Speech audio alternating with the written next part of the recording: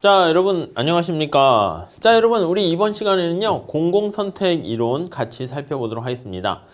자, 공공선택 이론이 무엇인가 그거를 한번 좀 말씀드릴게요. 공공이라는 게 보통 이제 뭐를 뜻합니까 하면 우리가 집단이 그런 뜻입니다. 집단에. 그러니까 집단 전체에 대한민국 국민 전체의 사람들의 어떤 선택을 나타내는 거예요.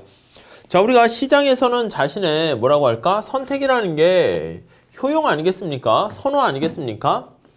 이제 선호라는 게 가격에 이제 반영이 돼요. 근데 여러분들, 뭐 우리 공공재 생산하는 것도 마찬가지긴 한데 그거 말고 우리나라와 미국과 아니면 뭐 일본과 중국과의 어떤 관계에 대해서 국민들의 선택을 요구할 수가 있지 않겠습니까?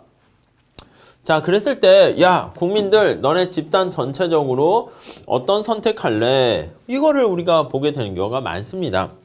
보통 그래서 우리가 갑자기 재정학하는데 왜 직접 민주제 이런 게 나와? 라고 하면은 국민들 전체 선택에 대한 어떤 의사결정을 표출하는 게 뭐로 표출합니까? 투표. 자신에 대한 선호를요, 우리가 투표로 이렇게 표출을 하게 되는 겁니다. 아니면 이제 선거를 통해 가지고 이제 표출을 하게 되는 것이죠. 그러니까 이게 선거 방법, 투표 방법이 바로 어떤 바로 사람들의 선호를 나타내는 민주주의제랑 이제 관련이 있게 되는 것이죠. 그래서 여기 나와 있는 어떤 민주주의제와 공공선택과의 관계, 이렇게 생각하게 됩니다. 자, 여기서 직접 민주제 하에서의 여러 가지 공공선택에 대해서 살펴보고요. 그 다음 이제 우리가 가장 많이 사용하는 게 이제 과반수제 아니겠습니까? 그래서 이 과반수제 하에서 여러 가지 정치적인 균형 관계에 대해서 우리가 좀 얘기를 하려고 합니다. 그리고 이제 대의민주주의 하에서 뭐 공공선택 이렇게 살펴보도록 할게요. 어렵진 않은 얘기지만 약간 정치적인 어떤 의사결정과 관련된 그 맥락과 같이 연결이 돼 있습니다. 자, 우선 공공선택 이론의 의 한번 보도록 할게요. 지금 말씀드린 것처럼 각 구성원들의 의사는 대한민국 국민의 여기 많은 사람들의 의견이 있을 겁니다. 그 의견을 하나하나 모아가지고 우리가 대한민국이 앞으로 나가야 할 길을 방향을 제시해야 되는데 그게 바로 지금 말씀드린 집단의 의사결정 과정이다. 이렇게 생각을 하시면 되겠습니다. 그래서 여기 나와 있는 각각의 개개인들 구성원들의 어떤 의사, 선호가 있지 않겠습니까? 그것을 전체 의사로 통합하는 방법, 그 과정이 바로 공공선택 이론 이렇게 보시면 되겠어요. 그래서 퍼블릭 초이스라고 해요. 네. 옛날에 이제 퍼블릭 초이스 이게 이제 공공선택과 관련된 그런 표현이니까 좀 잘 봐주시면 될 것 같고요.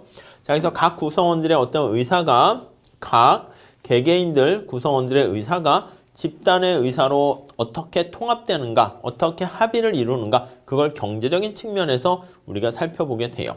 자, 여기 관련된 주요 주제들은 이런 것들이 있습니다. 첫 번째는 집단적 의사결정 과정의 어떤 성격을 분석하게 되고요. 집단적 의사결정 과정에서 나타나는 여러 가지 파생되는 자원배분상의 함의를 우리가 살펴볼 겁니다. 자원배분상의 함의니까 우리가 자원배분, 그렇죠. 효율성, 이런 측면에서 얘기를 하게 되는 것이고 이론적인 관점에서 우리가 어떤 행태를 예측하고 설명하겠다라고 보시면 되겠네요. 자, 먼저 직접민주제 하에서의 어떤 선택이다. 직접민주제라는 것은요. 다이렉트, 그러니까 사람들의 직접 자신의 의사를 표출하게 되는 거예요.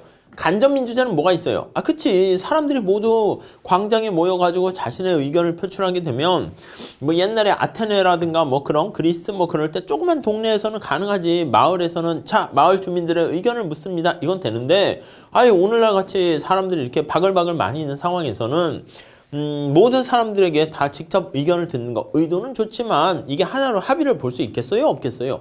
없단 말이야. 사람들의 목소리가 다 제각각이게 된다는 것이죠. 이해 가시겠죠? 그래서 이렇게 직접 민주제 하에서는요. 여러 사람들이 다 모여서 의사결정을 하게 되는데 구성원들 모두가 직접 의사결정에 다 참여하는 거야. 그래서 이제 이거는 자신의 의견을 다 하나하나 다 표출하게 되는 거죠. 근데 뭐 아까 말씀드린 것처럼 이 현실에선 그렇게 할 수 없으니까 간접민주제를 사용하는 거죠. 그럼 어떻게 한다? 간접민주제가 간접적으로 그게 대리인이 되는 거지. 그래서 정치가들 뽑아가지고 공무원들 뽑아가지고 하는 것이다 라고 보시면 되겠습니다. 자, 직접민주제 방식 하에서는요, 다음에 대해서 사전에 합의를 봐야 됩니다. 첫 번째는 각자에게 표를 어떻게 배분할 것인가. 이해가시죠? 표를 하나씩만 줄지 여러 개를 줄지 뭐 등등등 뒤에 차차 보게 될 것이고요. 두 번째는 어떤 조건이 충족됐을 때 의사결정에 도달했다고 얘기를 해야 될 것인가. 어떤 조건이 충족됐을 때 결론에 도달했다라고 얘기를 할 것인가. 이게 바로 직접민주제 방식에서 먼저 사전에 룰을 정해야 되지 않겠습니까? 그 룰이다 라고 보시면 되겠어요. 자, 우선 우리가 첫 번째 늘 볼 수 있는 게 전원합의제예요. 전원합의제라는 것은 만장일치제라고 생각하시면 되겠습니다. 뭐 완전히 똑같은 건 아닐 수 있겠지만은 비슷하게 보세요. 투표자 전원의 동의를 요구하는 표결 방식이 되겠어요. 자, 만약에 찬성을 하면요, 모두 다 찬성을 하는 것이기 때문에 그 결과는 파레토 최적이에요. 어느 누구도 반대하는 사람이 있으면 찬성을 안 할 거 아니겠습니까? 그러니까 전원합의제에서 결정된 결과는 파레토 최적이다. 이렇게 생각하시면 되겠고요. 자, 빅셀은 이러한 전원합의제 방식이 가장 바람직한 방식이다. 왜요? 어느 누구도 반대하는 사람이 없잖아요. 이해 가시죠? 100% 찬성이 되는 거예요. 100% 찬성이 되었을 때 통과를 하게 됩니다. 자, 그런데 전원합의제에 문제점이 있습니다. 어떤 게 문제입니까? 라고 하면요. 여기요. 모든 사람을 100% 찬성시킬 수 있는 그런 안건이 있겠어요? 없겠어요? 없다니까? 아니면 있을 수도 있어. 계속 지속적인 설득을 하는 거야. 여기 막 사람들이 많이 있는데 자, 우리 이거에 대해서 찬성하십니까? 해서 찬성합니다 하는 사람들이 80% 있는데 20%가 안 하면 찬성할 때까지 계속 밤샘 토론하는 거지. 그래서 이제 설득을 시키는데 어떻게 돼요? 시간이 많이 걸리겠죠. 비용이 많이 걸리겠죠. 그래서 의도는 좋아. 반대하는 사람은 아무도 없고 그렇지만 문제는 뭐다? 여기 나와 있는 것처럼 시간이 많이 걸린다. 특히 어떤 사람이 더 큰 몫을 차지하기 위해서 전략적으로 일부러 반대할 수 있어. 그렇지. 뭐 재개발을 한다라고 할 때 사람들이 막 찬성을 하는데 한 10명이 반대하고 있어. 그래서 막 설득해서 9명이 찬성했는데 마지막 남은 사람은 어떻게 됩니까? 전략적으로 반대하는 거야. 야, 내가 반대하면은 이거 재개발 안 되는 거 알지? 그 소위 이제 알박기 비슷하게 하는 거죠. 물론 이제 일부러 그러는 건 아니겠지만 이렇게 못된 사람도 있을 수 있다는 거예요. 그래서 아니 그러면 어떻게 하면 재개발하는 거에 대해서 찬성표를 던지시겠습니까? 돈 좀 내놔 이런 거예요. 이렇게 손가락을 이렇게 하는 거죠. 돈 달라는 거야. 그렇게 되면은 일부러 지연시키면서 의사결정을 비효율적인 방향으로 이끌어 나갈 수도 있다라고 생각하시면 되겠습니다.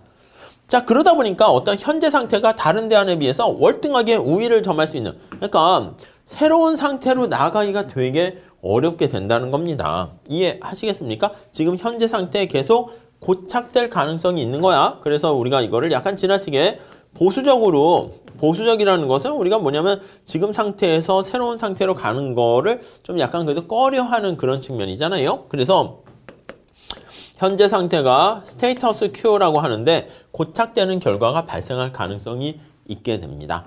자, 그래서 전원합의제는 가장 중요한 사안과 관련해서 논의에 참여하는 사람들이 여기 나와 있는 것처럼 매우 적을 때 활용할 수 있는 게 바로 전원합의제다라고 생각을 하시면 되겠습니다. 이해하시겠죠? 네, 그 정도 봐주시면 되겠습니다.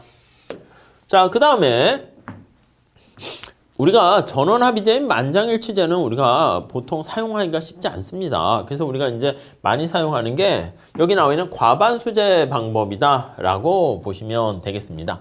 투표에 참가한 사람이 절반 이상, 과반이니까 50%라 할까요?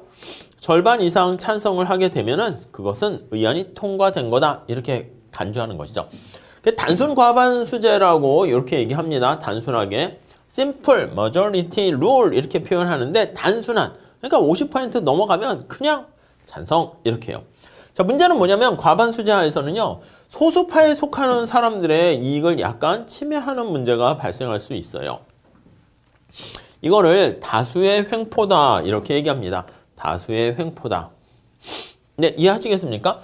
그러니까 약간의 다수가 소수의 사람들을 이렇게 피해를 가하는 것이죠. 아니 생각해봐. 과반수제인데 51대 49로 이 사람이 당선이 됐어요. 자 그러면 이 사람은 당선됐지만 100% 다 찬성하는 게 아니라 싫어하는 사람이 한 거의 절반 가까이 반대하는 사람도 있잖아. 근데 그 사람들의 의견은 무시하고요. 51%가 모두 100% 전권을 위임받은 것 같이 행동하게 되면 약간의 다수가 횡포를 부리는 꼴이 된다라고 보시면 되겠습니다. 이해하시겠죠? 자, 그래서 과반수제 방식을 사용하게 되면은 또 하나의 문제는 뭐냐면 투표의 순서에 따라서 이거 뒤에 할 겁니다. 투표의 역설, 패러독스가 발생하게 돼요. 그러니까 순서를 어떻게 짝을 지었느냐에 따라서 결과가 달라지는 그런 문제가 발생할 수도 있다라고 보시면 되겠습니다. 아셨죠? 그래서 이러한 것들이 과반수제의 특징이다라고 보시면 되겠고요. 자, 보통 최적 다수결제라고 합니다. 우리가 다수라고 얘기했는데 다수가 꼭 50%가 다수라고 보기는 그래. 50% 넣으면 다수는 다수인데 안건이 중요하다 그러면 좀 이렇게 많은 다수 좀 이렇게 해서 다시 정할 수가 있어요. 부캐넌과 툴록이라는 학자는 뭐라고 얘기했냐면 어떤 표결 방식이 있을 거 아니겠습니까? 표결 방식이 있는데 거기에 다음과 같은 두 가지 유형의 비용이 발생한다. 이렇게 얘기를 합니다. 하나는요. 의사결정 비용이 있습니다. decision making이 발생한다. 이렇게 얘기해요. 이 의사결정에 소요되는 여러 가지 시간과 관련된 비용으로 찬성 비율이 높아질수록 점차 커지는 게 의사결정 비용이다. 이렇게 생각하시면 되겠고요. 또 하나의 비용이 발생합니다. 어떤 안건이 통과가 되었잖아. 그러면 만장일치를 하게 되면은 반대하는 사람이 아무도 없는 거잖아. 근데 만약에 만장일치제가 아니다라고 하면요. 분명히 손해를 본다라고 느끼는 사람이 생기는 겁니다. 자, 그럼 그 사람으로 인해 가지고 여기 요구되는 찬성표 비율이 손해를 보는 사람들은 어떻게 돼요? 찬성표 비율이 높아지면 높아질수록 투덜. 제가 봤을 땐 투덜 의사라고 볼 수 있어요. 그래서 손해를 보는다고 느끼는 사람들이 발생하는 사회적 비용인데 이게 저는 외부 비용이라고 책에서는 얘기할 거거든요. 저는 투덜투덜 되는 거야. 투덜투덜. 만장일치가 되면 투덜대는 사람은 없지. 근데 만약에 한 명이라도 통과되면 통과되는 안건이라고 그러면 100명이 있을 때 자 다음 이렇게 할까요? 예 찬성합니다. 그럼 바로 통과 이렇게 되면은 나머지 99명의 사람이 왜 뭐지? 이렇게 된다고요. 아시겠죠? 요거를 그래서 그래프로 한번 보여주려고 합니다. 그래서 어떤 표결 방식과 관련된 총 비용은 이 두 가지 비용을 같이 고려해야 되는 거야. 디시전 비용과 외부 비용을 다 같이 고려해서요. 그 두 개의 비용을 합한 게 최소가 되는 게 바로 최적, 옵티멀한 다수결 제도다. 이렇게 얘기를 했습니다. 어려운 얘기는 아니고 간단하게 우리가 생각해 볼 수 있는 얘기입니다. 이쪽에서 보시면 자, 의결에 필요한 찬성수, 표수 이렇게 있어요. 수평축에. 100명의 사람이 있다라고 할게요. 자, 그럼 이게 첫 번째 유형의 비용이 뭐라고요? 의사결정 비용, 코스트인데 디시전 비용이에요. 의사결정과 관련된 비용 이렇게 보시면 되겠습니다. 그래서 이게 100% 찬성을 요구하는 거니까 이게 만장일치제예요. 그래서 만장일치까지 이렇게 하려고 하면 이게 100% 찬성해야 된다고 하면 이게 어떻게 됩니까? 표결에 필요한 사람 수가 많아지면 많아질수록 이렇게 점차 증가하는 것을 알 수가 있겠죠. 이해가 가시죠? 또 두 번째 유형의 비용이 있습니다. 지금 제가 말씀드린 것처럼 요거는 코스트는 코스트인데요. 익스터널리티 이렇게 얘기할게요. 우리 뭐 외부 비용이다 이렇게 얘기하기도 합니다. 외부 비용 또는 저는 투덜 비용 이렇게요. 아이고 투덜은 제가 예를 드는 거니까 참고로 보시고요. 이렇게 됩니다.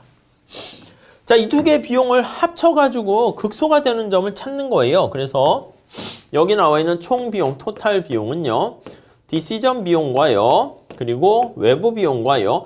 요거 두 개 같을 때가 바로 두 개가 합이 총 비용이 되는 것인데 이 총 비용은 바로 극소화되는 거. 이 비용이 나쁜 거잖아. 그래서 요걸 미니마이즈 하게 되는 그때 여기 의결에 필요한 표수 그걸 우리가 찾는다라고 보시면 되겠습니다. 이해 가시겠습니까?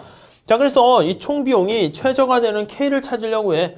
그 K를 의결에 필요한 표수로 나타내는 게 바로 최적 다수결제다. 이렇게 정리를 하시면 되겠습니다. 오케이. 그렇게 좀 잘 봐주시면 되겠고요.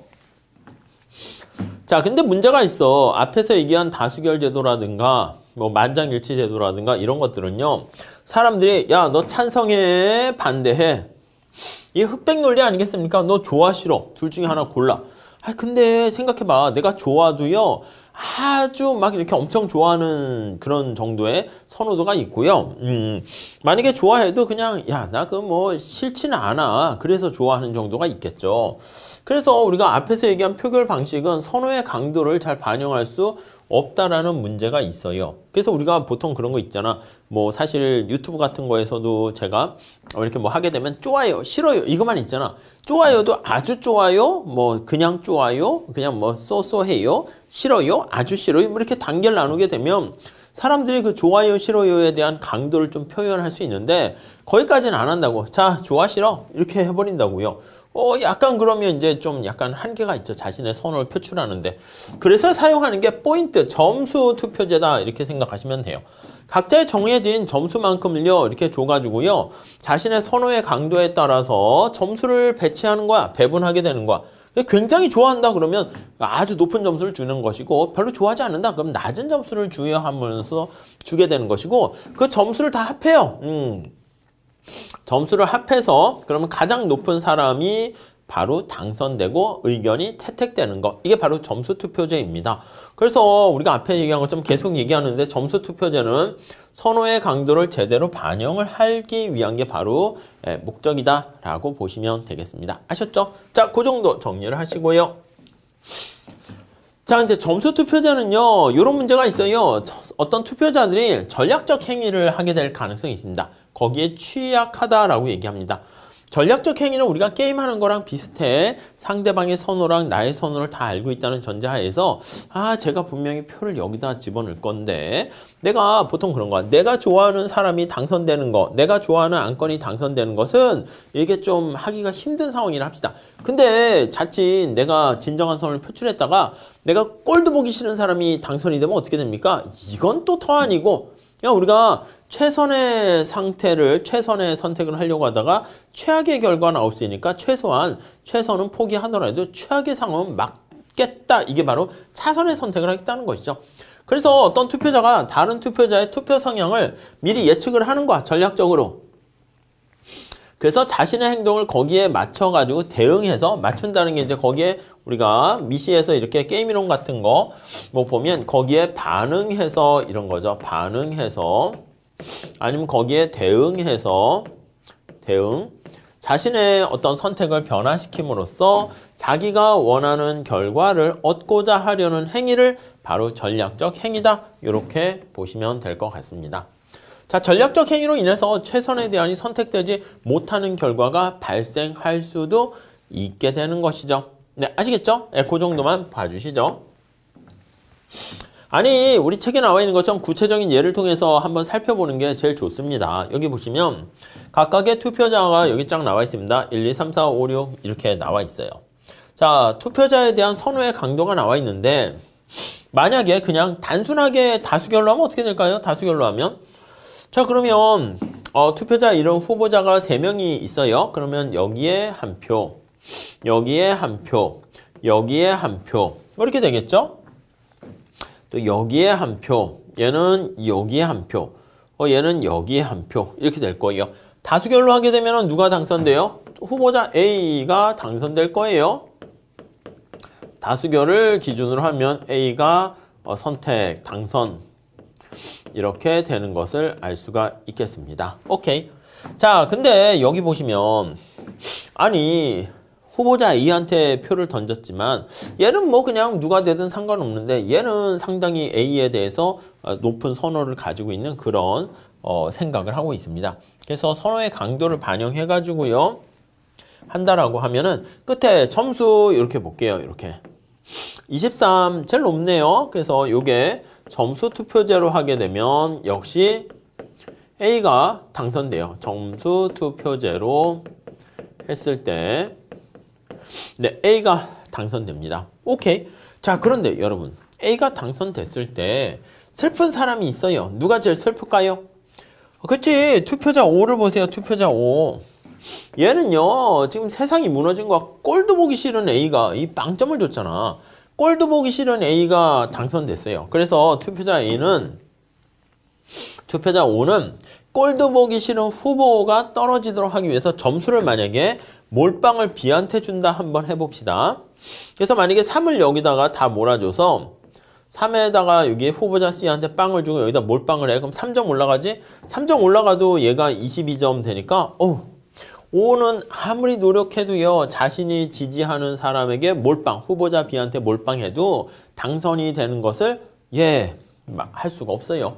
A가 당선되는 것을 막을 수가 없어요. 그러면 투표자 O는 어떻게 됩니까? 안 되겠다. 꼴도 보기 싫은, 이걸 써도 되나? 꼴도 보기 싫은, 싫어, 이렇게 쓸게요. 싫어. 누가? 후보자 A가. 그래서 후보자 A를 탈락시키도록 하기 위해서, 시키기 위해서 어떻게 합니까? 최선의 선택은 그냥 포기하고 그나마 말 그대로 세컨 베스트예요. 차선인. 꼴도 보기 싫은 애를 빼고 자기가 얘라도 하자. 그래서 차라리 점수를 어떻게 주냐면 이렇게 주는 거야. 여기가 7점을 주지 않고 여기다 10점을 주고 여기다 빵 이렇게 주는 거야. 이렇게 주면 어떻게 돼요? 얘가 7점 올라가니까 이게 25 이렇게 돼가지고요. 얘가 당선이 되는 걸 알 수가 있어요. 이해 가시겠죠? 그래서 차선의 선택이 바로 뭐냐면 저기 나와 있는 A를 탈락시키고 꼴도 보기 싫은 A를 탈락시키고 C라도 당선시키자. 이러한 전략을 사용하게 되는 것입니다. 네, 이해하시겠습니까? 이게 점수 투표제에서 누가 전략적 행위를 하게 되는가 그거를 보게 되는 것이고요. 그래서 만약에 여기 나와 있는 게 후보자 C가 조합장으로 선출이 되면 이게 사회적으로는 바람직하지 않은 거잖아. 원래 진정한 선호를 보게 되면은 그래도 A가 제일 높은 상황인데 이러한 투표자, 5번째 투표자의 전략적 행위를 통해 가지고 이렇게 바람직하지 않은 결과가 초래될 수도 있다. 이렇게 정리를 하시면 되겠습니다. 네, 이해하시겠습니까? 이 점수 투표제 이렇게 되는 것 좀 잘 한번 보시면 될 것 같고요. 그 다음 우리가 이제 또 보셔야 될 게 과반수 투표제와 관련된 겁니다. 그래서 과반수 투표제는 다음 시간에 우리가 이어서 설명드리도록 할게요. 아셨죠? 자, 여기까지 하도록 하겠습니다. 감사합니다.